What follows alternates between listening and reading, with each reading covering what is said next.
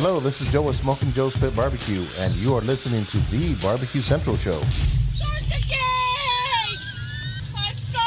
We'll do it live. Okay. Well, do it live! I'll write it and we'll do it live! So to get that perfect barbecue, you use wood. Are you sure it's safe? Whatever. We put the lighter fluid on, strike the match, and... Oh, should we call the fire department? That might be a good idea.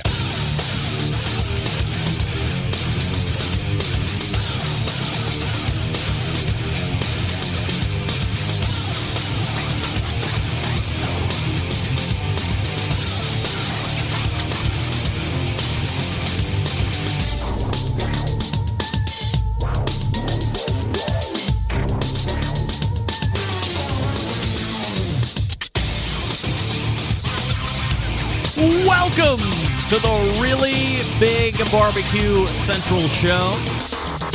This is a show that talks about all things important in the world of barbecue and grilling, originating from the Rock and Roll Hall of Fame city of Cleveland, Ohio, the barbecue capital of the North Coast. I am your program host, Greg Rippey. Happy to have you aboard here on your Tuesday evening live fire fun and frivolity show.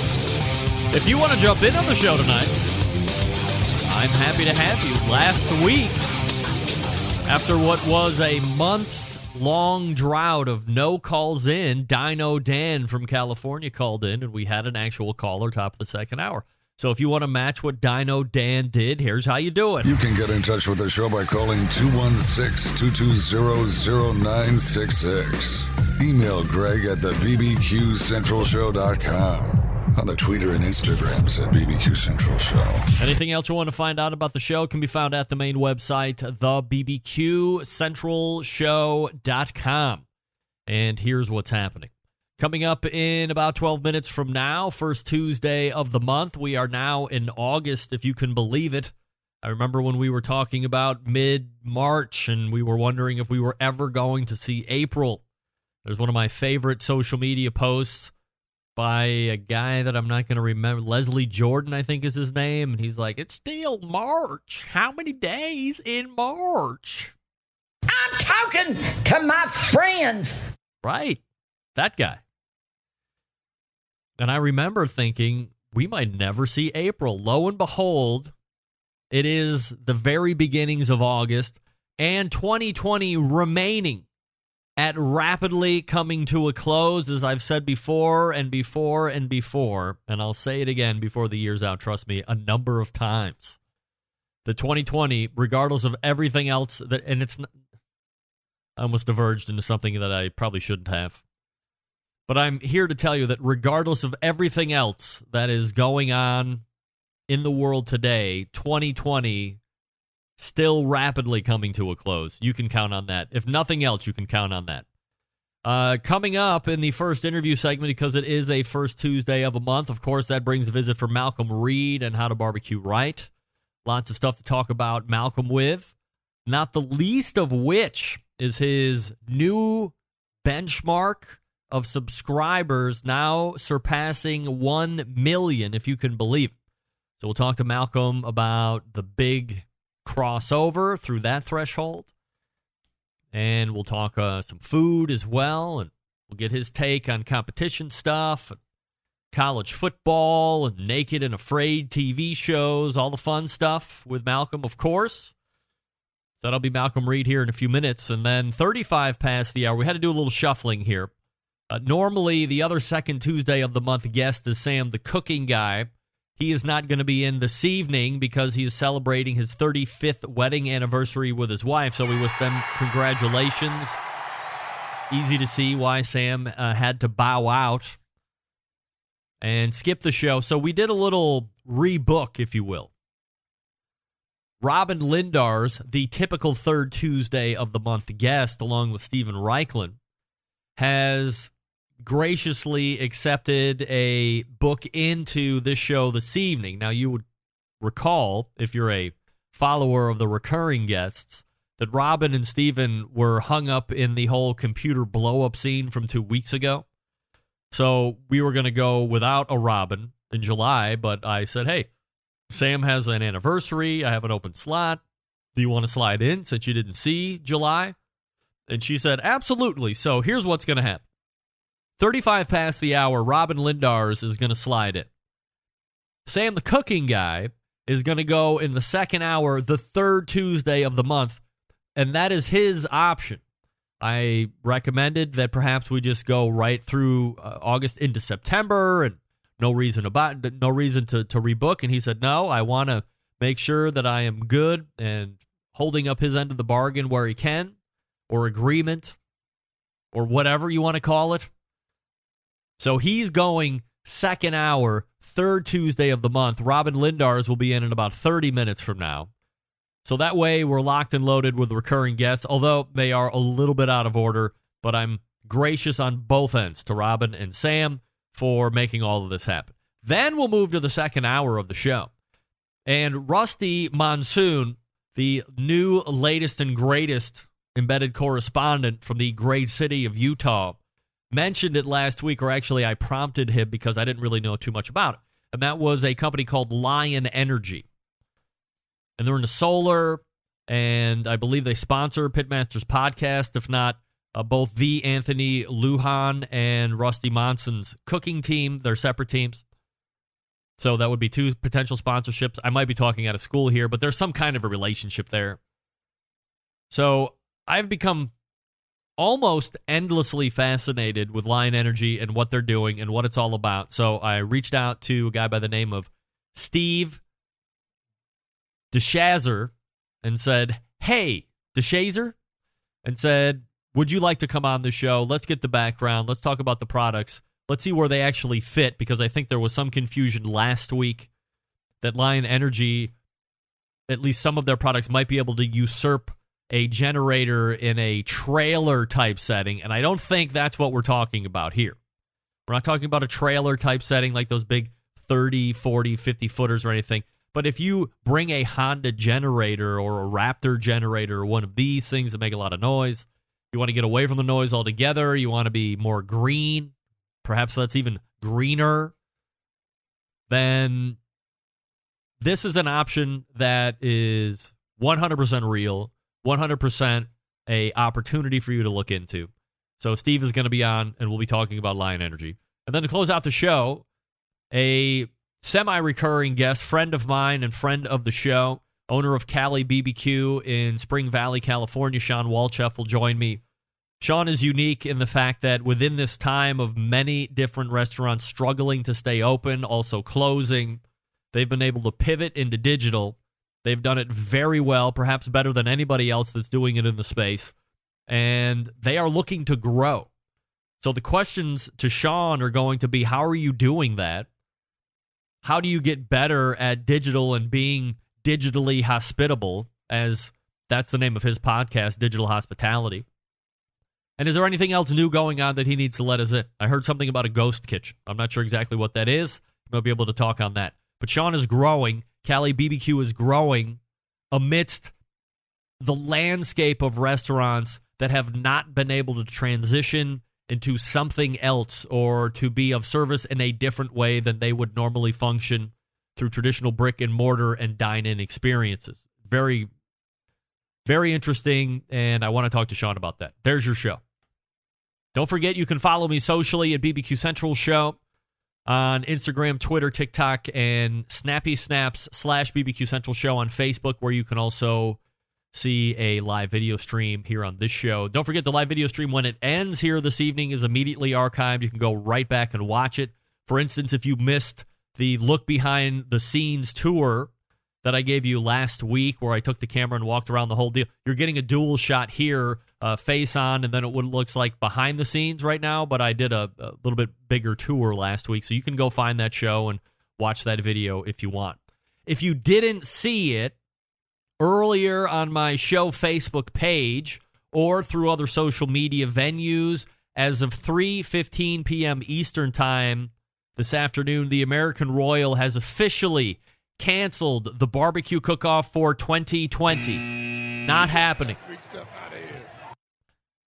Never have I felt more like a preeminent prognosticator and sharing it with my good pal and executive producer of the best moments of the Barbecue Central show in 10 minutes or less, John Solberg, as I do this very day. Going back to the embedded correspondence last week, we reevaluated from a month previous on if we thought the American Royal had an opportunity of actually taking place, and both John Solberg and I said unequivocally that indeed would not. Andrew, you are not the father. That the American Royal would not actually take place. 100% not take place. And lo and behold, John and I were correct. I'm trying to figure out who's looking most foolish. Doug Scheiding said it was a 50-50 shot through insider information. I mean, who are you talking to? But I think Rusty Monson was more like 90% it was good. Was it 90%, Rusty, or 75%? I think Rusty was heavy on the it's going to happen. Now, might be a little different because he wanted to cook it, or he was going to cook it, so he just wanted it to happen, wanted to be that positive. But Doug was way off, and John and I were right on. Dead balls on. Is that a saying? Let's start that. Dead balls on. So if you had plans to do the Royal this year, by the way, in my opinion, very responsible move. How could you do it? How could you do it safely given where we are at now in August? The very beginnings of August. How can you do it? Can't do it. Can't do it. You know what you can do? You can go over to the BBQ Guru and check out their automatic pit temperature control devices. We always believe that outdoor cooking should be easy and fun, and it can be easy and fun when you're using a BBQ Guru pit temperature controller. Back in the day when Shotgun Fred was pioneering all of this stuff, he was summarily poo-pooed by the barbecue general public. Get that fan out of here. That'll never catch on. 20 years later, look who's laughing now. BBQ Guru all the way to cornering the market's bank. That's right. A number of different automatic pit temperature control devices that you can choose from. If you have a cooker that is a bullet style, kettle, ceramic, it does work on some offsets too, depending on size. If you have any questions, you give them a call, bbqguru.com, or no, that's the website. Or you can call them at 800-288-GURU. That's 800-288-GURU, and ask them all your questions. They'll make sure that they answer them, and then you are outfitted with exactly what you need. Plus, if you're looking for a ceramic cooker and one that already has a built-in power draft fan in it, they sell the Monolith grill. That is already set up. So if you have a controller already, you don't need anything else. You buy the Monolith, get all the accessories that come with it. It's great. Wonderful price point. Works really well. Well reviewed. Hook up your controller and away you go. bbqguru.com or 800-288-GURU. Malcolm Reed is coming up out of the break. Stick around. We'll be right back.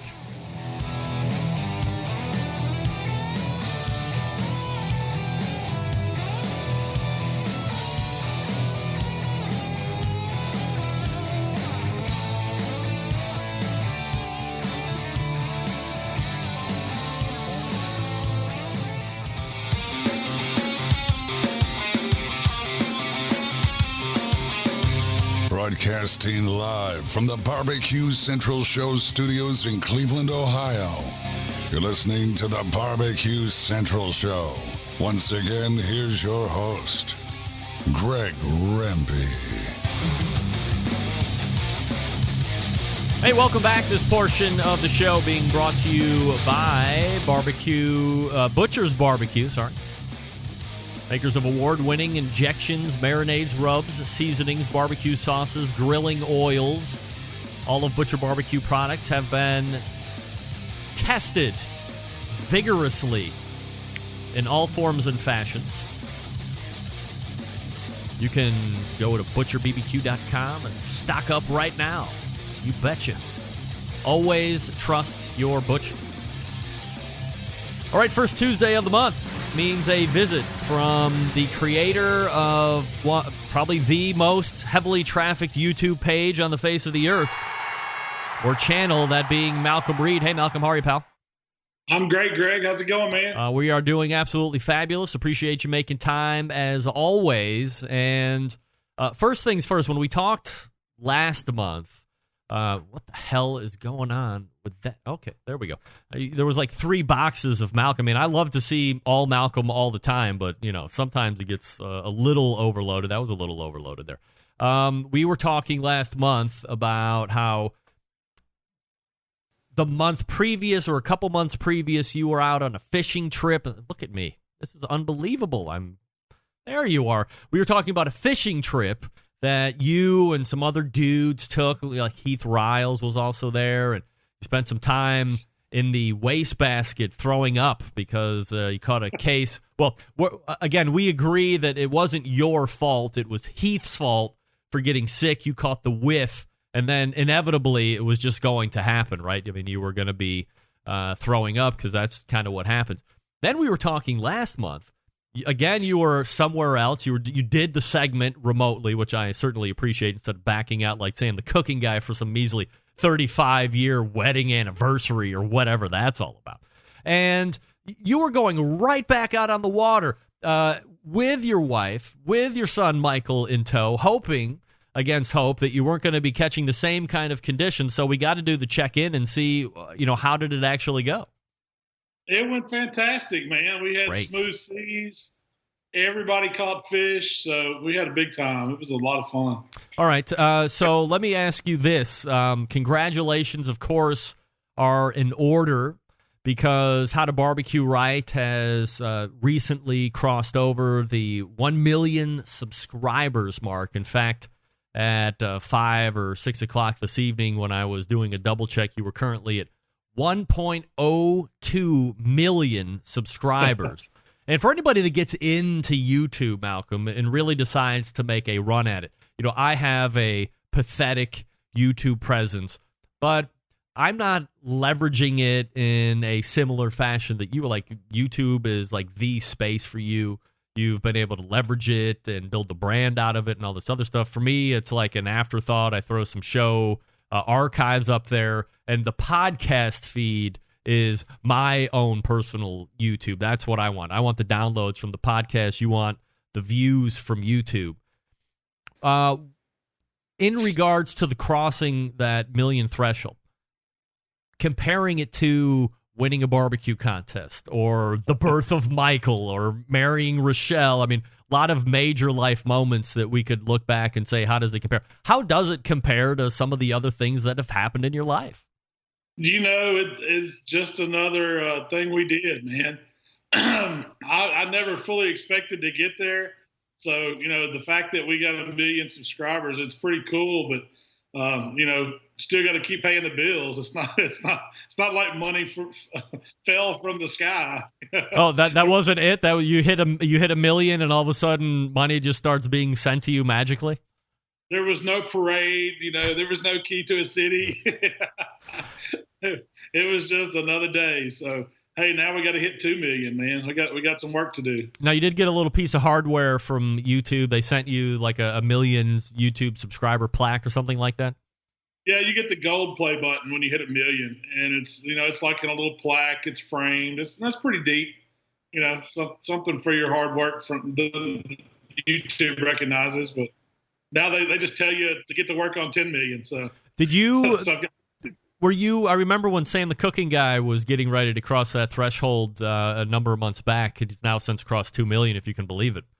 But they were watching the tallies come in because there appears to be a certain point in your popularity where you can actually see them like start ticking by. When I go, I see it's at this amount, and maybe it doesn't change for like a week or two. But once you reach a certain level of subscribership, you can see it starting to gain its own type of momentum. So you could see them get right up to 1 million, and then it kind of backed off, and then it would almost get there and it backed off a little bit, and then finally it crossed over and then continued to build from there. Were you watching vigorously, or did you wake up one day and you were like, oh, shit, we missed it and we crossed over 1 million, and now we're going to go play baseball? I knew we were getting close, but I wasn't really just watching. Actually, I think my dad texted me first and said congratulations. It was like 10:30 at night when it's been several weeks back. Yep. But Yeah, my dad saw it, and he sent me a text to say congratulations. And I said, oh, wow, we hit 1 million. And finally, when I looked, it was like 1 million. So, but we were steady, we were steady creeping. That's kind of been our thing on YouTube. Slow and steady wins the race. And we just try to keep putting out good content, stay on a regular schedule. Do you and Rochelle talk about it at all in terms of 1 million people hit that subscribe button, liked whatever you guys were doing? I mean, how long has it been? 10 years or something along these lines?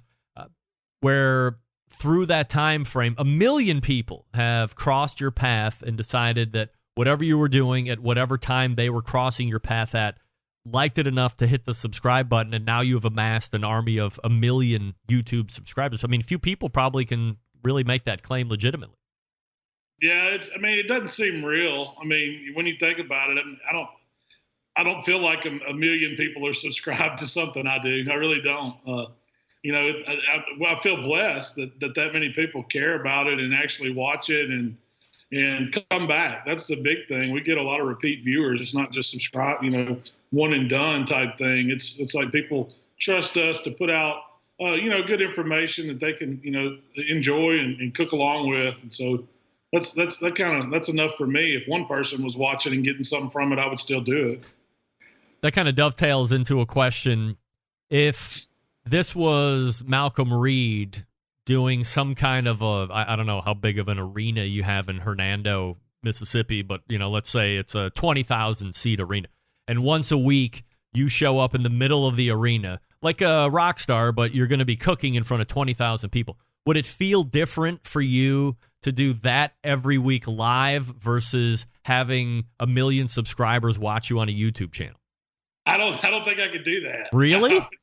Yeah, man. I mean, I'm not. That's only 20,000 people. Yeah, it's only 20,000. I don't know.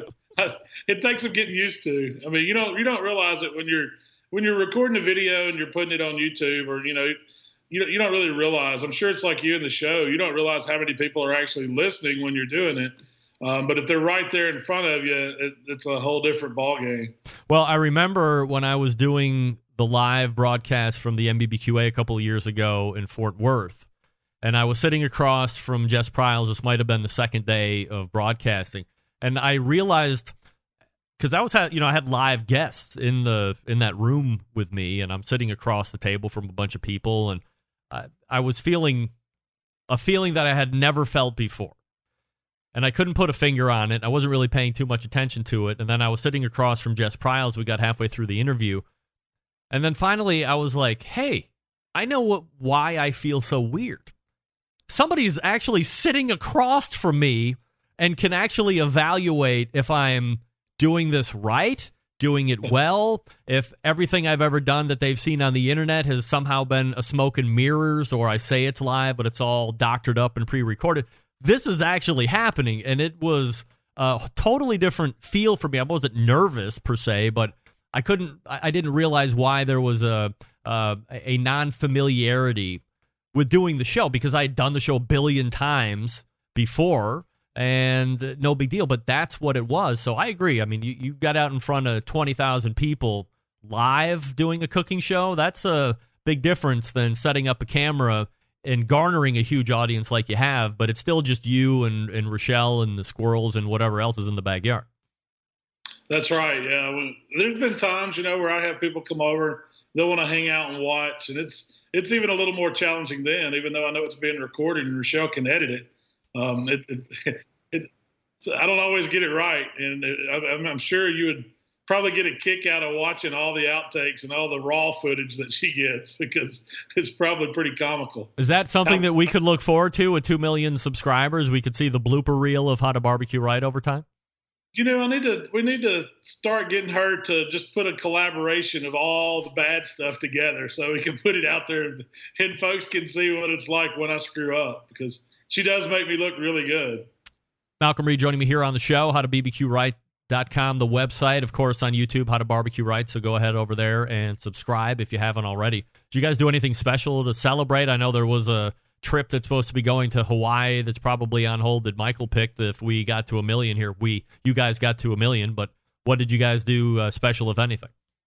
We haven't done anything yet. We haven't had time, Greg. It's been, it's still been pretty busy for us. And Michael, of course, he brought it up. He said, "We're not going to Hawaii, are we, Dad?" And I was like, "Not right now, son.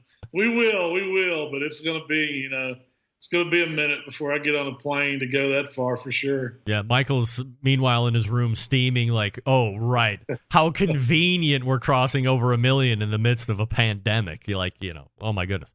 Well, you're going to get there, and that'll be a great celebration for you guys.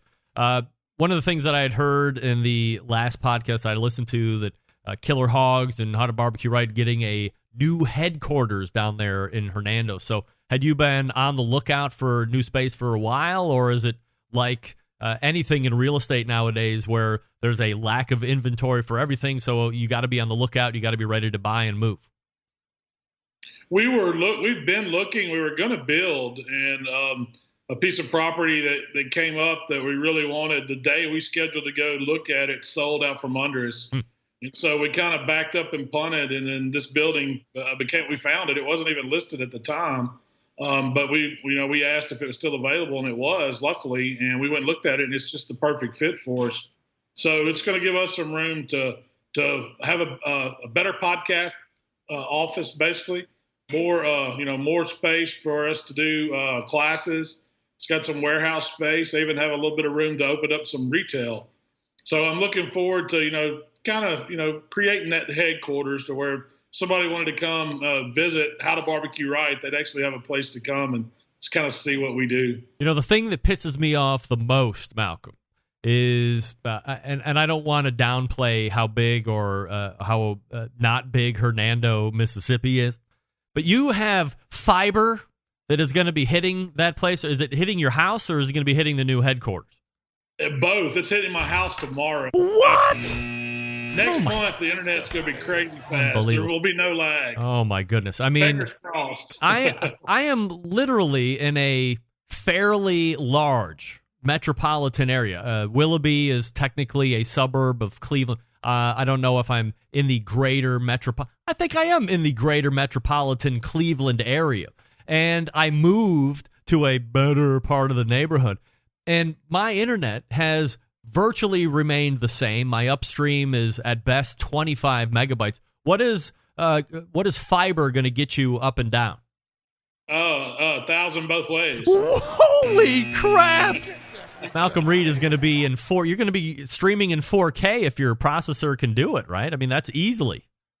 I'm looking forward to it. So it is going to open up a whole new live ball game for us, where I hope to be able to do some live cooking, on YouTube and on Facebook. With my capabilities now, my internet can't support it at the house. We're too good to get one up, so that's impossible. I'm doing good to be on a Skype call with you. I have to have everybody else off and just me on the computer right now. So. Wow. And it'll work for 15 minutes, but if you try to do 30-minute call, I guarantee you I'm going to drop out. Holy moly. Wow. I mean, so what does that run? Like, I don't want to get into your finances, but like, what does a fiber cost? It's like $69 a month. Holy moly. I mean, it's not even double what I'm paying for this crappy AT&T. Yeah. Wow.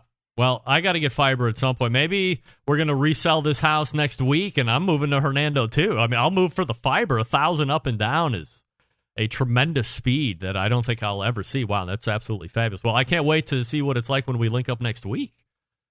Man. Yeah, when I run a speed test tomorrow, I'll send you a text and show you what I'm getting. Yes, please do that so I can be utterly embarrassed. Wow, salt in the wound there. Yeah, I appreciate that.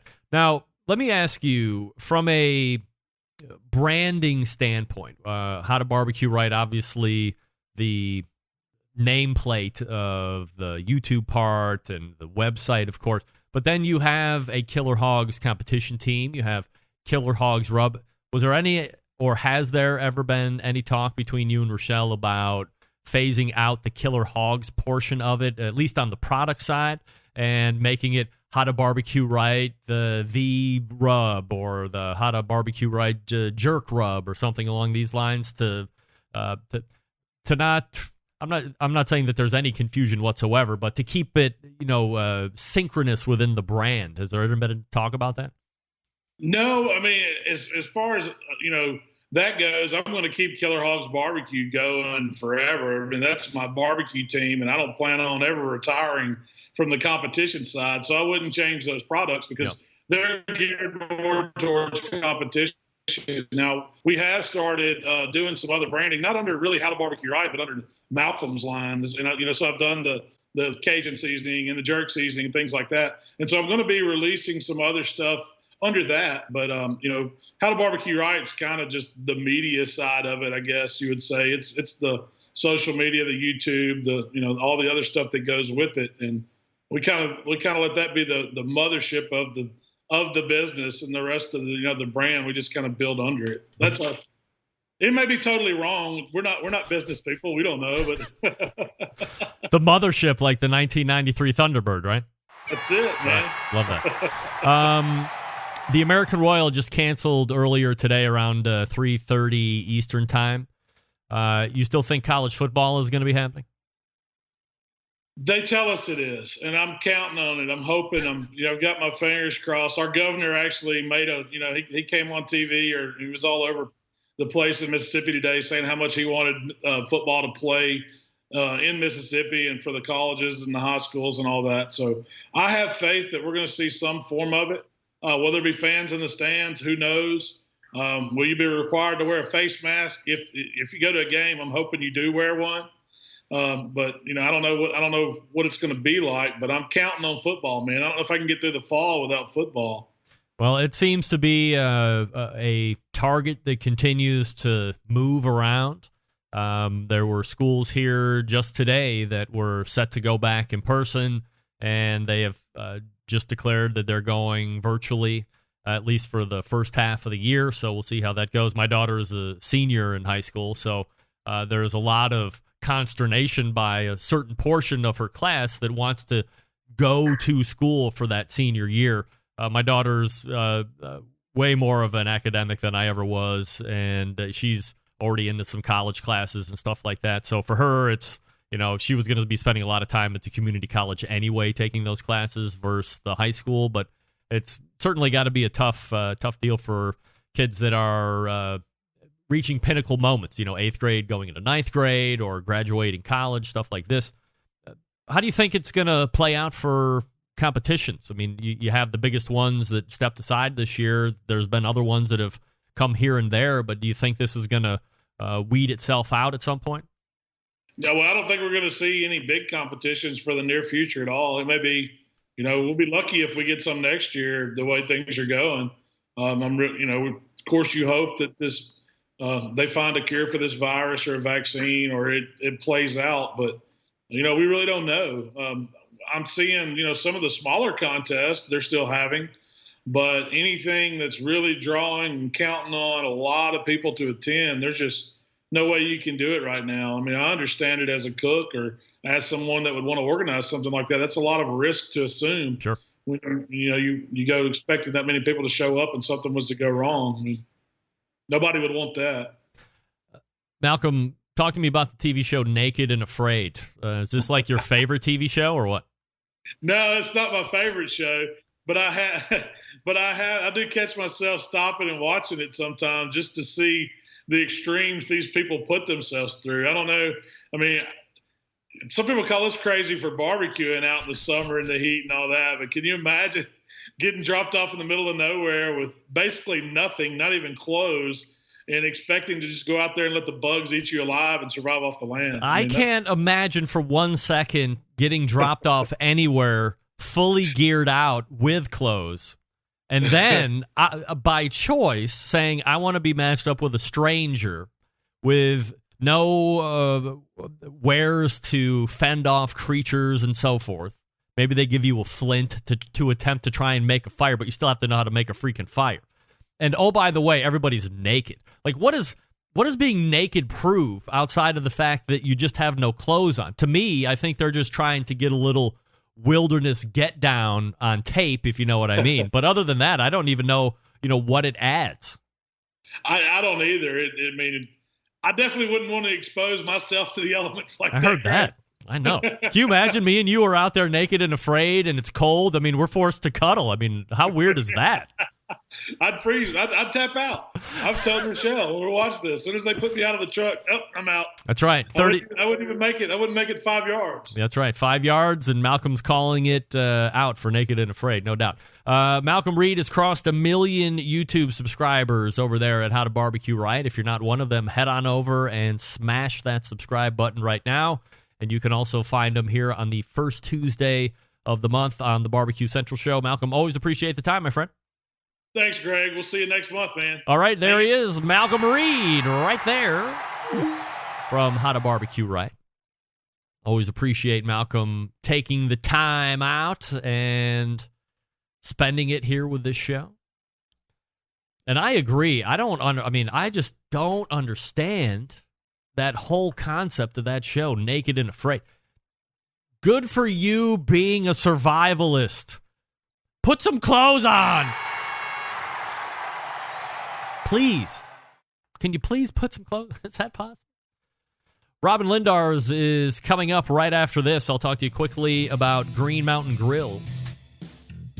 Some of the best pellet cookers out there on the market today, of course. 2 different lines to choose from. A choice line, which was the original. I have 2 of those. You have a prime line, which was introduced a little over a year ago. I also have one of those, getting ready to be put together this coming weekend because I want to get some pizzas going. I want to show off in front of the new neighbors. Actually, I only have one neighbors. I have somebody across the street, but they're all the way across the street.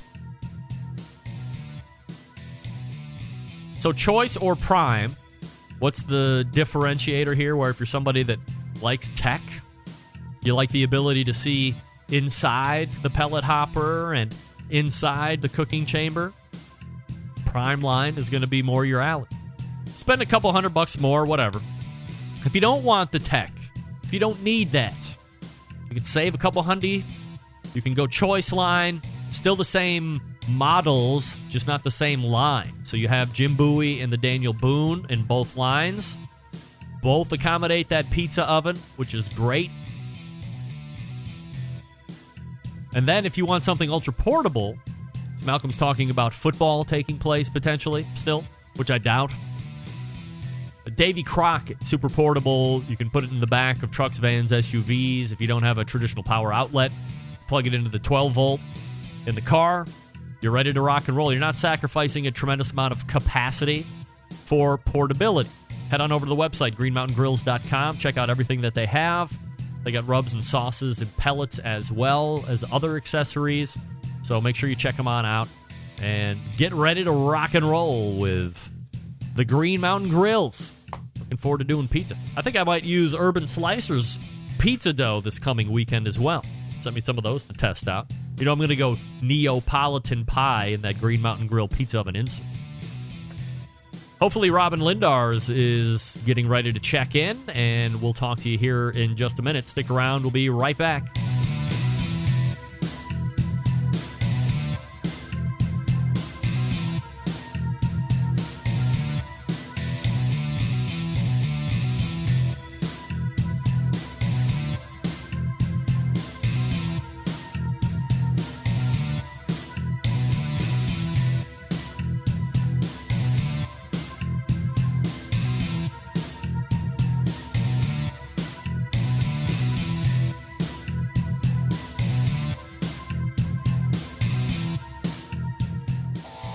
Howard Stern, Jim Rome, Dan Patrick, and Greg Rempe. The Mountain Rushmore of talk show entertainment. Now, let's get back to the Barbecue Central Show. All right, welcome back. This portion of the show being brought to you by CookinPellets.com, your number one source for quality wood pellets for all your pellet-driven cookers. Visit CookinPellets.com for more information or to purchase. You can also visit Amazon.com as well. Either way you want to do it. Lots of great flavors, selling in 40-pound bags. They do have some species of 100%, like hickory. They have some other ones there, too. By the way, here's something. You know what? I have a terrible feeling that something isn't going right, but maybe she's doing Skype. I don't know. Let's check and see where Robyn's at. And then, okay, well, just like that, as promised. Just wasn't sure exactly how we were linking up. Robyn Lindars. Hey, Robyn. Hey, Greg. How's it going? Hey, all right. How are you? Happy Tuesday. Yeah, happy Tuesday. Let me get you up here, and away we go. Robyn, appreciate you joining me here. Well, first of all, I appreciate the fact that, you got hosed a couple weeks ago because I was in the process of moving, and then I got everything set up here in the studio, locked everything into the tower, hit it to power on, and then that was it. The whole thing just lit up, and it just wasn't going to happen. It wasn't going to get a new computer in time and set up and stream worthy. So you and Steven Reichlin both ate it a couple weeks ago, and we had to miss out on our normal third Tuesday of the month visit. And then this Tuesday sparks up. Sam the cooking guy is celebrating 35 years of wedded togetherness with his wife, and he's like, I can't make it tonight. And I said, ooh, well, now I got to try and rework. So you were gracious enough to kind of roll back into this slot, and Sam's going to backfill your third Tuesday spot here in a couple weeks. So it all works out for everybody, so I appreciate it. It's great stuff. I mean, you're used to... happy to be here. Yeah, well, and I appreciate you. About the craziness of moving. I was going to say, I mean, you moved out of that spectacular house that you had been in pretty much since I had met you, and then moved up here to the Robot Ranch area. So you're, I guess, renting right now, and then at some point, once the Robot Ranch or estate or whatever you're going to call it gets built, you got to remove again. Are you far away from where you would build, or are you pretty close? We're about 15 minutes. All right, so fairly close. Yeah, and we just got our permits in today, so it's going to be, I'd say at least a year before we move. But but we just moved not that long ago, and it's a great opportunity to really ask yourself, which grills do I really like? Which ones are going to get moved twice? Which ones, because we moved with pods, so you have to say, you got to move it once, and you're going to move it again, because you're going to move it in the pod, and so it's like it's like a double move. How many made it up to where you're at right now? I think I have about 12. Wow. How many got left behind? 12 is a lot. Well, I mean, I have like lots of little tailgating grills too that I like to keep around and play with. I gave a lot of my old grills to neighbors. I gave my Weber Smoky Mountain to a friend of mine just getting into smoking. So, and there were a few others. I gave one of my pit barrels to, when I moved here, to my new, which I love my pit barrel, but I already had a PBJ. Yeah. So I figured, to my pastor at the church where I was going. So, if you know me long enough, eventually you'll get a grill from me, probably. So yeah, in my move, I left the one of my Green Mountain Grill choice Daniel Boone's for the new homeowner, and that's nice. Yes, and that had a pizza oven insert because I got a Prime one that also has a pizza oven, so I didn't lose anything. I just basically upgraded altogether. But I left one for him, and I also left an outdoor oven for him to use. And then I would like to say I left my pit barrel to neighbor Desmond, except he basically said, I love the pit barrel, and I'm just taking it, and it went and lived on his deck for like the last year and a half. So I wasn't going to go back over to Desmond and say, well, now I'm taking back the pit barrel. I would rather make the uncomfortable phone call to Noah and ask him to send me another one here to the new house instead of getting my head blocked off from neighbor Desmond, because he might be one of the most staunch advocates for the pit barrel. He cooks everything on the pit barrel, from ribs to turkeys to briskets to fish. I mean, you name it. And he loves the ease and the product that it puts out. When you used it, like, what were your favorite things to cook on the pit barrel? I really loved ribs. Yeah. Loved turkey. And I love my pit barrel. I got to the point where I just had the PBJ, and I figured, kind of the same, that eventually they'd hopefully send me another one. Yeah.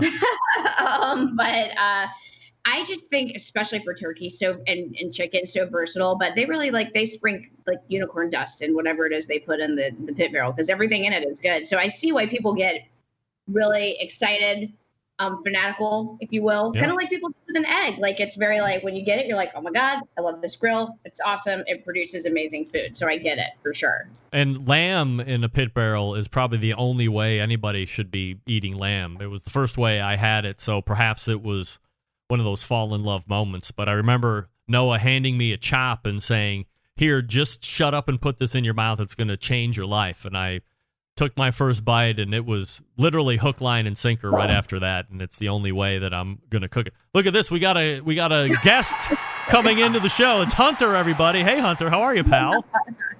Hunter, mommy's on the internet radio show. Say hi to Greg. Hey, buddy.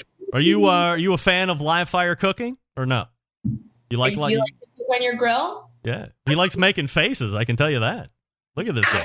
He actually has 2 grills, don't you, Hunter? Doesn't he have a Big Green Egg Max or something like that? He does.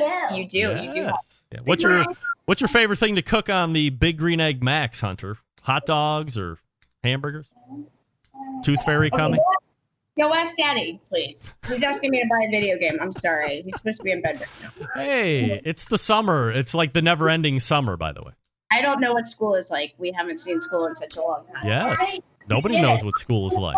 Hunter, come on, please. I'm sorry about that, Greg. The door is supposed to be locked. Man, we have kids here too. Like just last week, my oldest, who's 19, just strolled in onto the show and didn't really add anything. At least Hunter's adding good looks and the fact that he is accomplished. He's more of an accomplished outdoor cooker than my oldest is, if that's saying something right there. Well, it's remember when that clip went viral with that like guy on BBC who his kid like busts into his office while he's like live streaming? Yes. He's asking me to buy a video game. Buy? Or download. Oh, It's okay. Just, sorry, this is my old phone, so it only works with my fingerprint. What are the kids playing these days? Is it like a Slappy Bird or Froggy Frog or what? Well, what's so annoying is he'll get like these card games and they're free, but then you can't pay anything without watching like a million ads or eventually all the cool cards you do have to buy, which is annoying. Wow, So, are you doing something with HPBA this year or next year? Or? Am I going to the conference or am I like working with them? Are you working with them specifically? I am there. I am an ambassador there. Really? Look at you. Nice. Go ask Daddy, please. Thank you. I'm sorry. I'm sorry. That's mean. That's mean? Okay. I'm sorry. Mommy's on the phone. Go ask Daddy, please. Uh-oh. I think that door is going to get locked. That's what I think is going to happen. Hunter, you are not on the radio. You are not. That's right. I'm sorry. Oh, kids. Just think, we'll have that for posterity forever and ever. We can always look back on this. Hunter's debut on the Barbecue Central show. It'll be great. Greatly busted in and asked me to download a video game for him and all that good stuff. There you go. So you're partnering with HPBA. Yeah, they named me an ambassador, and I was just flattered because they're a nonprofit organization that's all about promoting the Hearth Patio Barbecue. So they're the Hearth Patio Barbecue Association, and so they're all about promoting outdoor cooking, which is what we all love to do. And I think part of why they brought me in is the mom angle, because I've been trying to show Hunter, or attempting to get him into cooking, or at least more familiar with cooking and cooking outdoors. And so, so, he has his own grills, and of course we grill together under supervision. But I did write some blog or some articles for them about how to get your kids interested in cooking. And of course, on my website, I wrote like why I love to grill everything. That's not just meat or, whatever it might be, but I love to grill just about anything and everything. You see, I'm kind of a wacky griller. I grill cocktails. I smoke my spices. I like to throw fruit on the grill. So, everything benefits from that flavor you get from cooking outdoors. So yeah, it's a fun ambassadorship and just flattering, honestly, just nice. I'm appreciative they included me as part of their flock if No you doubt. will. Yeah, congratulations, by the way. I think there's some other big names that are part of that. Stephen Reichland might be on board as well. That's a pretty big name here in the industry. When is that conference taking place? Do you know? They just reached out to me, but I think they name new ambassadors every year, and they just promote. This year they're promoting. It's called YI Grill. So if you go to yigrill.org, Yep. where they highlight people and their story about grilling. So there's Stephen Reichland, who of course is he's my personal hero. That's actually like the first grilling cookbook I bought actually for my dad back in the day. My dad actually, I bought him a grill for Father's Day. I actually bought him a Big Green Egg in the early 2000s as a Father's Day present. Best daughter ever. No doubt. And then I later got on my own grilling journey, just kind of by accident, So yeah, good stuff. When is the conference? Is that like first quarter of next year or something, like March, April, something along those lines? I believe so. And gosh, I hope we could go. Wouldn't it be fun if we could go again together, Greg, and just have fun like we did that last time when we went with Noah? And remember we rented and we got that Airbnb and we all just hung out. And then I saw Noah eating ice cream one night and I came in and said, "Don't be a fat boy." Do you remember that? No. What? I don't remember. We went to the HPBA that year. Yes. And we all stayed. And so for everyone on the line with Noah Glanville from the Pit Barrel Cooker, right? They're the nicest couple out there. He's the nicest guy. Totally. And one night, I guess maybe you had gone to bed, and I walk in and I see Noah just like standing there eating ice cream out of the bed, and I was like, "Don't be a fat boy." Oh my. We always joke about that or something. It was something like that. I don't remember. I know I was out with like the Green Mountain Grill guys for a while, but I think I would remember Noah shoveling ice cream into his face by himself, like he was trying to get away with something. So yeah, maybe I did turn in early. I don't know. Whatever. All right. So Robyn is going to be part of the HPBA influencers. So check out all that stuff. And last question before I let you go tonight is I was going through the Instagram accounts and I saw a sheet pan that had a bunch of stuff on it. And within the description, it said sheet pan dinner. What is that? So sheet pan dinners really took off probably about 4 years ago for people who cook in their kitchen, but they're perfect for people who cook in their outdoor kitchens, right? So a sheet pan, think of like a 9x13 pan, and sheet pan dinners are perfect for pellet smokers because what's awesome is, and I actually developed that recipe you saw originally for our friends over at Green Mountain Grills, because sheet pan dinners are an awesome way to throw a bunch of stuff on a pan that can be cooked all together. So, in that sheet pan recipe you saw, I did like chicken thighs and delicata squash drizzled in like maple and thyme, right? And so, but think about any protein you have, let's say chicken or even salmon, and then take something like root vegetables or even kale or spinach. And what's great is you can cook everything together. I think the main thing is with your vegetables, make sure they're chopped up enough so that they'll cook all the way through by the time your protein is done. Yeah. Especially like for a pellet smoker, you've got the space on your grill, and the cooking mechanism is different because it's, even though you can be at like 400, you're still almost like indirect in the way that you have the heat shield versus like if you were charcoal, in my opinion. So it works really well for pellet smokers.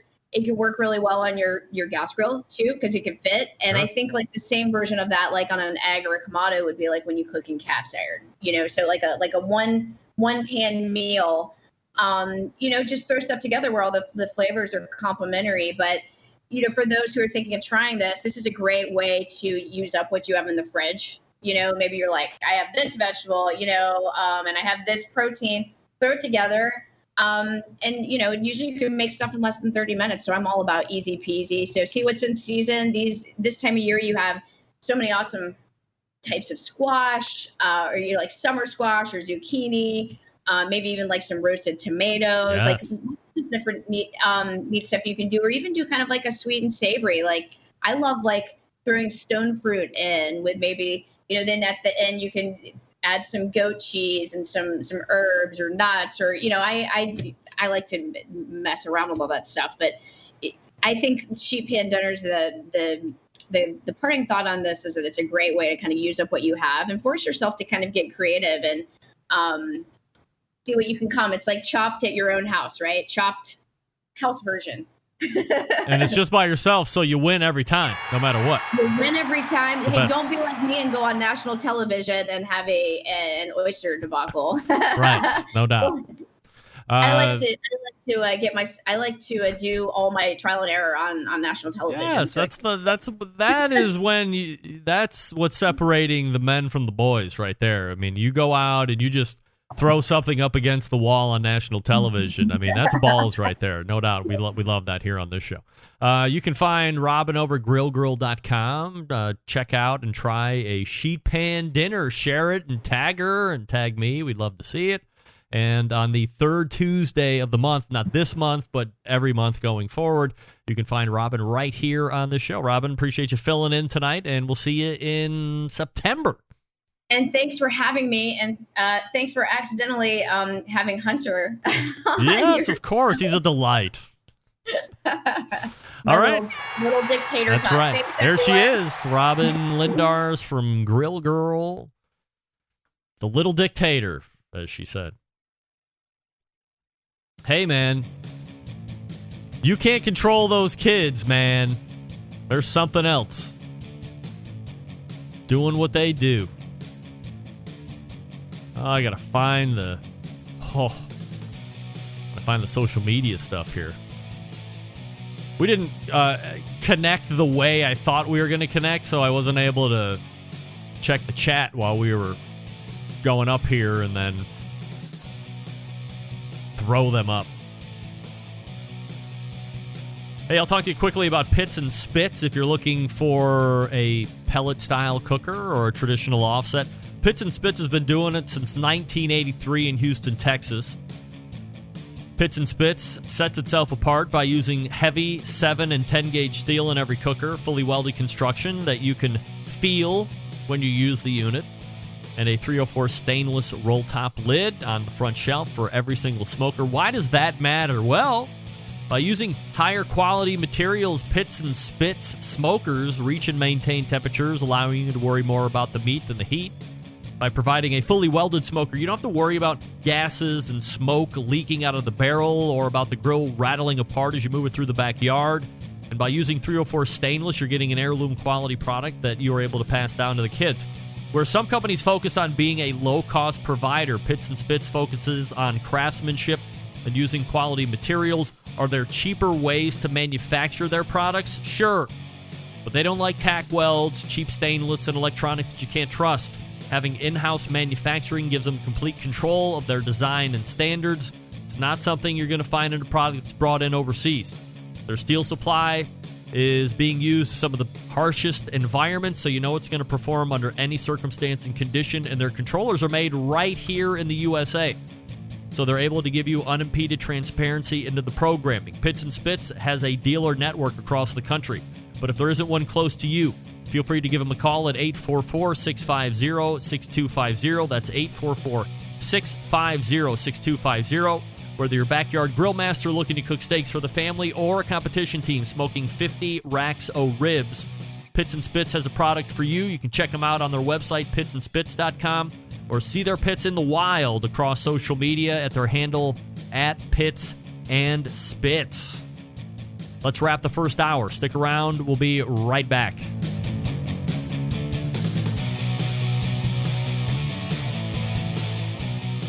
Continuing to produce incredibly mediocre content in an exceptionally professional way. You're listening and watching the Barbecue Central Show. Once again, here's your host, Greg Rempe. Hey, welcome back. This portion of the show being brought to you by Fireboard. Monitor up to 6 different temperatures simultaneously. Connect to Wi-Fi for cloud-based monitoring. Or connect via Bluetooth. If you have Alexa or the Google Assistant, you're in luck because Fireboard, the original, and Fireboard 2 and Fireboard 2 Drive, fully integrated with both. Find out more by visiting fireboard.com or call 816-945-2232. Woody Woodrow, first time watching live. I must say, Greg, podcast is amazing, but watching is gosh dang chart topping. You're damn right it is. Chart topping indeed.